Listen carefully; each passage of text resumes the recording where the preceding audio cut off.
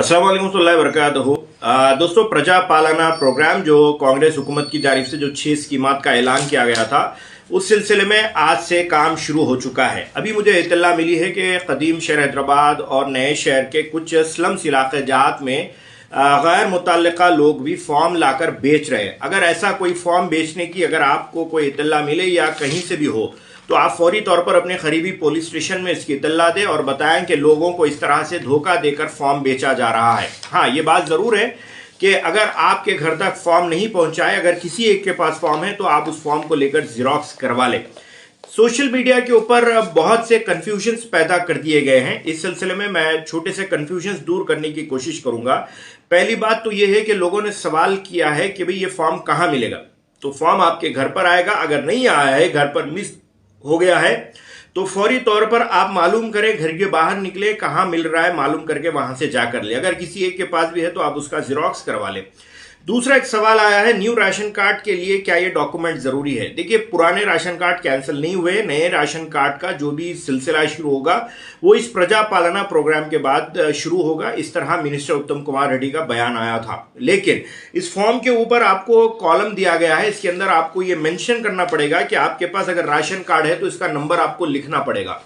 तो अगर नहीं है तो राशन कार्ड नॉट अवेलेबल बोल के आप मेंशन कर दीजिए, और न्यू राशन कार्ड रिक्वायर्ड बोल के भी आप उसके ऊपर मेंशन कर दीजिए, ताकि आपके पास नहीं है वो बात भी मालूम हो जाएगी और आपको चाहिए वो बात भी मालूम हो जाएगी। और जितने फैमिली मेंबर्स हैं उन सबका आधार कार्ड आप उसके साथ मुंसलिक कर दीजिए और उसके साथ एक एप्लीकेशन लगा दीजिए जिसमें आप लिखिए, अगर प्रीवियस में आपका राशन कार्ड रिजेक्ट हुआ है तो वो भी लिखकर लगा दीजिए। अगर नहीं है आपके पास तो आप एलिजिबल है और आपको राशन कार्ड चाहिए, इस तरह एक एप्लीकेशन लगा दीजिए। मैं ये बात आपको इस रूह से बता रहा हूं कि कल सीएम ने अपनी प्रेस कॉन्फ्रेंस के अंदर इस बात की तरफ तवज्जो दिलवाई है कि दरअसल ये प्रोग्राम जो रखा गया है आपके मसाइल को जानने के लिए रखा गया है, आपकी जरूरत को जानने के लिए रखा गया है। तो आपकी जो भी जरूरत है आप इसके साथ मुंसलिक कर दीजिए। एक और सवाल आया कि मेन ऑफिस का एड्रेस बताओ। देखिए, हैदराबाद के अंदर मेन ऑफिस का एड्रेस तो जीएचएमसी है, लेकिन आपके इलाके का जो भी वार्ड ऑफिस है, क्योंकि गुज़िश्ता 6 महीने या 1 साल से आपके वार्ड ऑफिसर्स को एक्टिव कर दिया गया था लास्ट हुकूमत की तरफ से, तो लिहाजा जो भी आपका वार्ड ऑफिस रहेगा वहीं पर आप जाइए। एक और साहब ने सवाल किया कि वेबसाइट का एड्रेस बोलिए।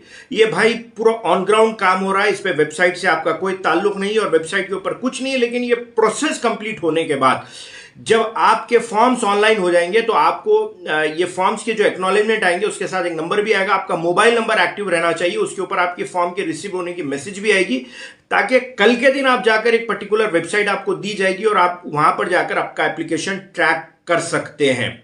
एक और साहब ने सवाल किया कि सही काम तो हो रहा है लेकिन मंडल ऑफिस में करप्शन हो रहा है। तो मैं फिर एक मर्तबा बता रहा हूं आपको, मंडल ऑफिस में हो या किसी मी सेवा पे हो या किसी एजेंट का, कोई भी अगर आपसे पैसों का मुतालिबा करता है या कोई लीडर अपनी लीडरी झाड़ने के लिए फार्मा देकर आपके ऊपर कोई एहसान जताने वाला अगर कोई पहलवानी वाला काम करता है, तो फौरी तौर पर अपने करीबी पुलिस स्टेशन में इस बात की इतला दे दें। एक और साहब ने सवाल किया है कि भाई क्या राशन कार्ड, देखिए भाई राशन कार्ड के सिलसिले में दरअसल हमारे पास चुने हुए और हारे हुए लोगों ने बड़ा कंफ्यूजन पैदा कर दिया। ना चुने हुए लोगों के पास परफेक्ट इंफॉर्मेशन थी, ना हारे हुए लोगों के पास परफेक्ट इंफॉर्मेशन थी। तो अपने जहनों में ये बात रख लें कि ये राशन कार्ड के लिए नहीं है, लेकिन राशन कार्ड अगर आपके पास नहीं है तो भी आप इसके अंदर मेंशन कीजिए। या आपके मसाइल जानने के लिए, आपकी जरूरत जानने के लिए ये प्रोग्राम रखा गया है।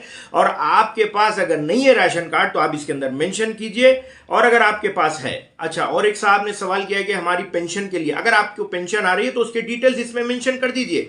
आपकी पेंशन को कोई फर्क नहीं पड़ेगा। अगर आपको पेंशन नहीं आ रही है तो आप उसके लिए दरखास्त आप दे दें। यानी ओवर एंड ऑल जो बात आपको ये समझाई और बताई जा रही है कि आपको टोटल ये असेसमेंट किया जा रहा है आपकी। और एक बात, मिडिल क्लास फैमिलीज के सिलसिले में एक साहब ने सवाल किया कि ये तमाम तर चीज़ों से मिडिल क्लास, देखिए आज की तारीख में कोई अपर क्लास या मिडिल क्लास नहीं रहा है। सबसे ज़्यादा मिडिल क्लास भी बीपीएल के अंदर आ गए हैं। तो अपने आप को कई middle class 40 to 60% middle class लोग किराए के घरों में रह रहे हैं। तो अपने जहनों में ये बात रखें कि आप फौरी तौर पर अगर मिडिल क्लास है तो आप अपना असेसमेंट करें, और इनकम सर्टिफिकेट की चक्कर में तो बिल्कुल मत जाइए। इनकम सर्टिफिकेट का या कास्ट सर्टिफिकेट का यहाँ पे कोई रिक्वायरमेंट नहीं है। आपको सिर्फ फॉर्म लेना है, फॉर्म भरना है, फॉर्म ले जाकर सबमिट करना है, उसका एक्नॉलेजमेंट लेना है, और कल के दिन आपको ऑनलाइन पे इसे ट्रैक करना है। बस इतनी बात अपने जहन में रखें। और ओल्ड राशन कार्ड के सिलसिले में भी लोगों ने सवाल किया है, और गैस के सिलसिले में भी सवाल किया। तो गैस का मैं ये बात आपको बता दूं कि ये फॉर्म के अंदर आपको तमाम तर जो तफसीलात पूछी गई है, और 200 यूनिट इलेक्ट्रिसिटी के सिलसिले में भी पूछा गया है कि आपके पास 100 यूनिट, 100 से 200 यूनिट, 200 के ऊपर कितना यूज होता है वो भी आपको लिखना पड़ेगा।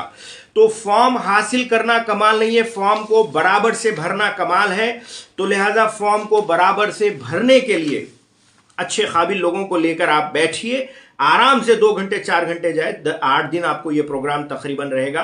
तो कोई जल्दबाजी का मुजाहरा ना करें, फॉर्म आराम से भरे, एक नहीं 2 मरतबा चेक करें। अगर एक फॉर्म खराब हो जाता है तो उस फॉर्म को फाड़ दें, दूसरा फॉर्म लें। और एक बात, हमेशा बकरीद में ये होता है कि भाई 40 पॉलीथीन बैग बांटे जाते हैं, जबकि 4000 का रिक्वायरमेंट होता है। तो यहां भी वैसे ही होता है कि बीच वाले लोग फॉर्म लेके उड़ जाते हैं, गवर्नमेंट को बदनाम करने की कोशिश करते हैं, और फॉर्म हासिल नहीं हो पाता है। तो ऐसे में परेशान ना हो, फॉर्म का जिरोक्स कराएं और ये फॉर्म जरूर उस काउंटर तक पहुंचाएं। किसी भी दरमियानी आदमी की कोई भी सहायता के नाम पर या सेवा के नाम पर ऐसा